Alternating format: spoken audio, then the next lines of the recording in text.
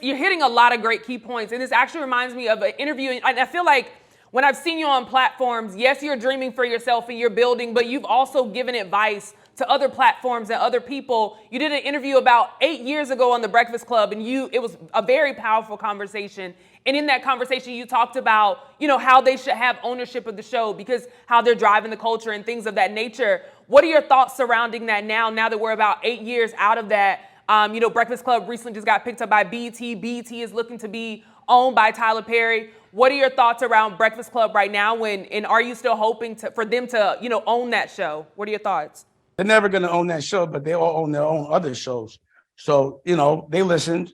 And sometimes, when people are complacent, the only way to get them to become great is to make them uncomfortable. So I made the whole world uncomfortable. I wanted to challenge the world to be great. And I think that the world has responded. If you look at the way people's perspective on independence is now as to then, it's completely different.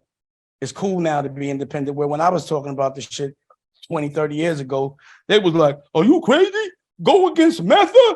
And I'm talking about down to when I did the Paid in Full and all that. The biggest enemy of me has been my brothers. The people that have tried to stop me from excelling in other places has always been the people that have the same color skin as me. And that's what's up, and that's a program. So I went to this jail in Chicago the other day.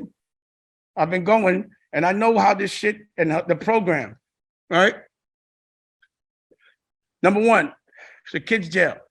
They're in a warehouse, no windows, no outdoor space. They're only breathing recycled air. They get no therapy other than from white women, right? When I went there, the kids were so cool. I'm like, what's going on? Why are they so cool? It was like a dope fiend cool because they're all on meds, and it's called the CUT program, like the CUT. So if you take the program and take the meds, they put you out earlier. When you ask them, well, what's their reading scores? Because that's really all that counts. The average is 4th grade, which ensures that they'll be back. Then I asked, what are the budgets for these kids per bed? $1 million. Wow. That's an insane asylum. They're torturing our kids. They're breaking our spirit. They're not educating them, but they're drugging them up, putting them back in aggressive places that traumatize them in the first place, and they're preparing them to go back. And these are the children that get put with children that don't have these traumas, but they still get influenced by it. And it's a cycle that needs to stop. So I just feel like we be paying attention to the wrong shit.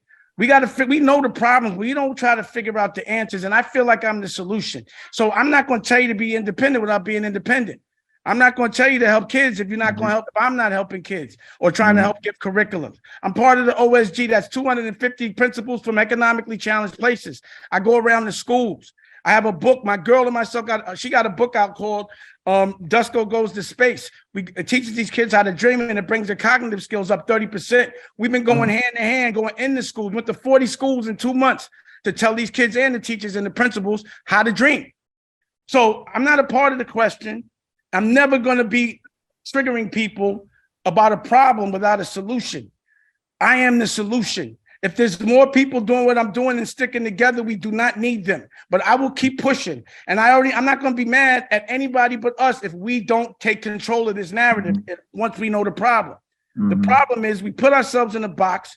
We're meant to divide, so we will fight and never look at our oppressor for what they're doing to us. And instead, because we internalize all that bullshit, we fight our brothers. And the only people that care to listen are the people that love us the most. And those are the ones that have to get the most abuse. And it's a program.